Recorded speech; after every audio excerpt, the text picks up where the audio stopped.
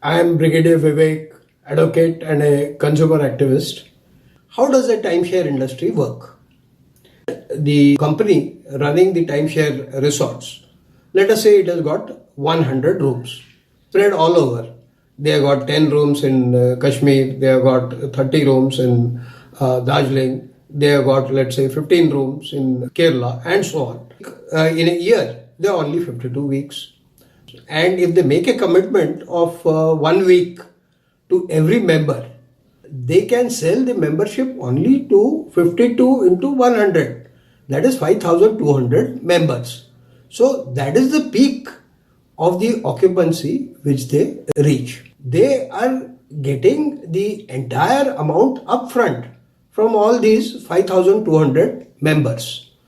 Every quarter, when the results are declared, the CEO of Mahindra Holidays comes on the national television and he talks about how the company is doing. While your room to member ratio improved from 58 to 57, members who join should get rooms. I mean, that's the biggest grouse that a lot of members have in Mahindra Holidays, and which is what explains the kind of occupancies that you have as well.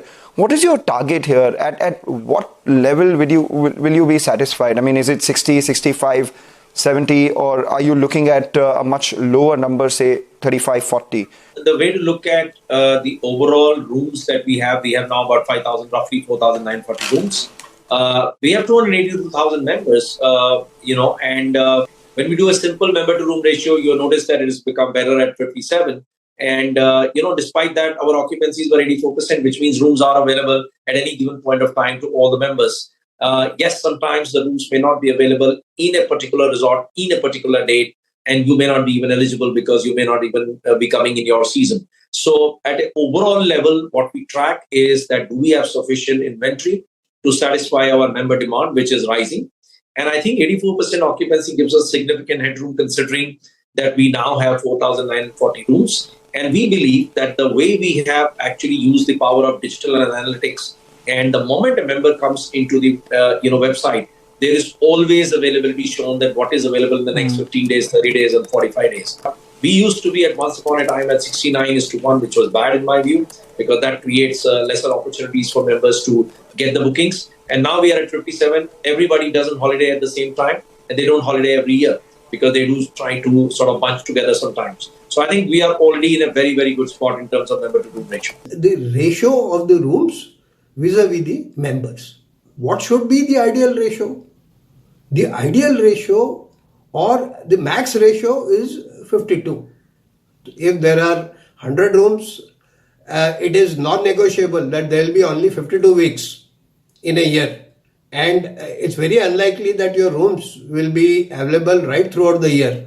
Definitely they will be down for 1 to 2 weeks for maintenance. Let's assume that rooms are available for allotment round the year.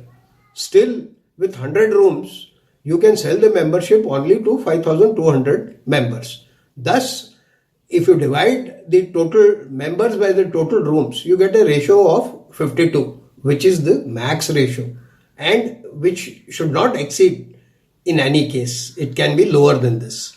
But at one point in time, he says that their ratio has improved from 58 to 57. Oh, what a fantastic improvement of 1%. And Mr. Kavinder Singh also admits that at some point in time, this very ratio was as high as 69. So this is most interesting that they continued to do business when adequate room inventory was not available to be allotted to the members. So what were they required to do? They were required to hire rooms from outside and allot it to the members.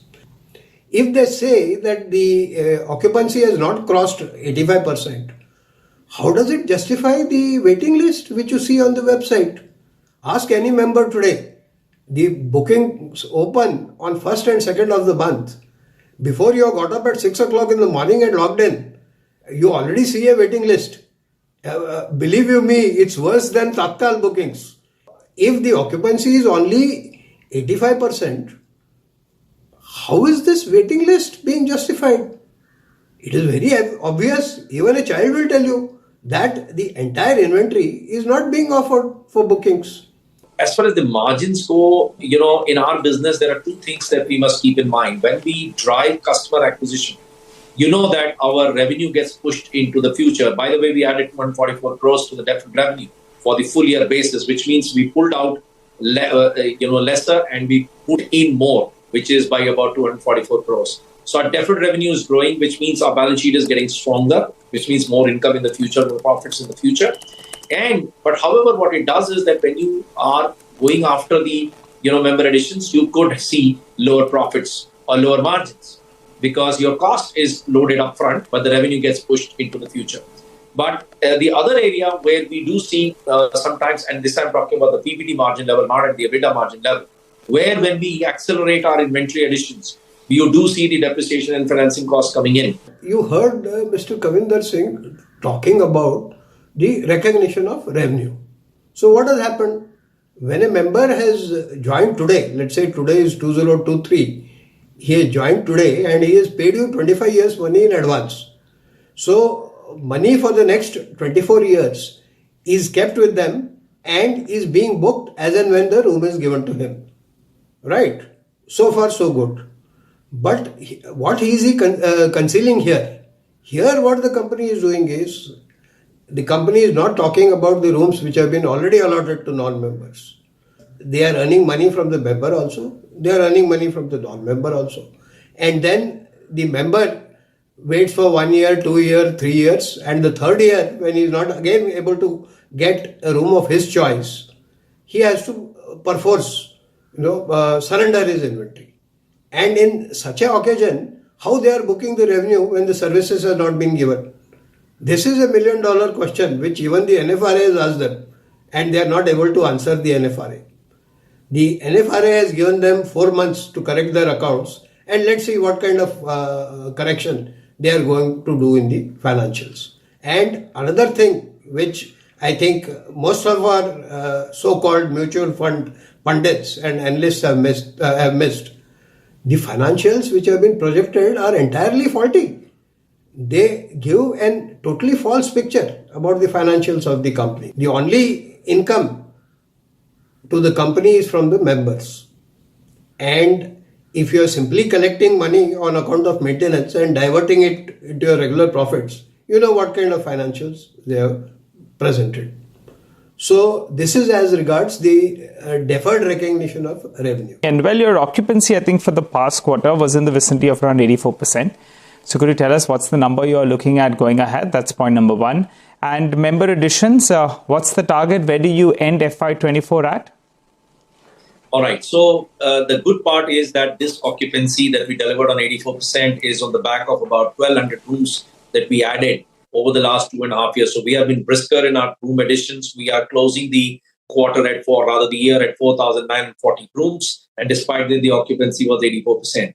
As we keep moving ahead, the rooms will keep coming in. And we are looking at April, May, June occupancies upwards of 85%. He says that the occupancy has reached 80 to 85%. And that is how he justifies and says that they have got adequate rooms for all the members. But what is he not telling you? First of all, what is the relevance of occupancy in a timeshare industry? Occupancy has relevance when people are paying upfront and booking the tickets. You go to a movie hall today. The movie hall has got, let us say, 400 seats. If 300 seats are sold out, the occupancy is 75%. If the company goes up, if the movie hall goes up from 75% to 90%, they'll make more profit. They sell out 90% of seats. They'll earn obviously more revenue. But here what is happening?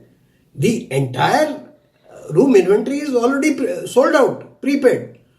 Whether the room is occupied or whether the room is vacant.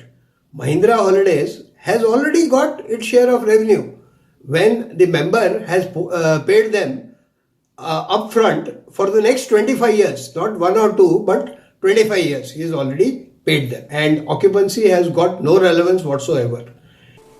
All right. Just wanted some color on your member additions itself. 5,100 members you added in the fourth quarter. How much of that was, renewal? What was the renewal rate on that? What was the membership breakup across tiers? You have a lower tier, mid-tier, premium membership, etc. as well. And what proportion of members currently come up for renewal in the next 4 quarters? All right. In our business, as you know that we are different from traditional hospitality business. We have about 282,000 members. So in our case, every year the annual fee becomes due.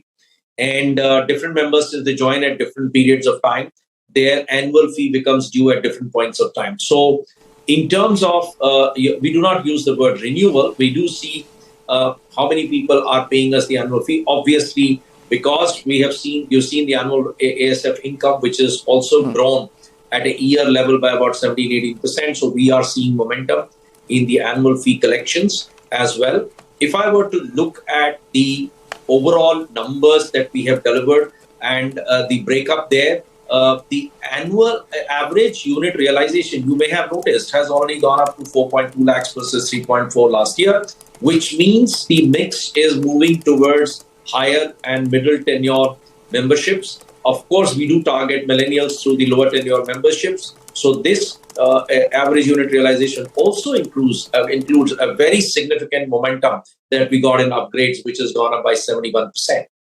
Now, mind you, what is ASF? ASF is annual subscription fees, which the company collects with a promise that it will be spent only on maintenance. How is it a revenue?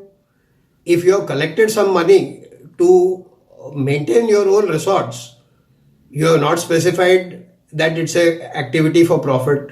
You have not specified what is the profit margin you are going to charge. You are simply hiring some people, paying them and getting the services done and getting your rooms maintained. But on the other hand, Mr. Kavinder Singh goes on to say that they look at it as a revenue stream. No wonder the National Financial Reporting Authority has ticked them off and says that this has to be accounted for separately. And they have no right whatsoever to collect money from the members and convert it into profits rather than expending it on maintenance activities. Collecting funds under the garb of maintenance and diverting it as their own profits. More about this as we go forward. Keep watching out the space for further developments in this regard. Thank you so much. Jai Hind, Jai Bharat.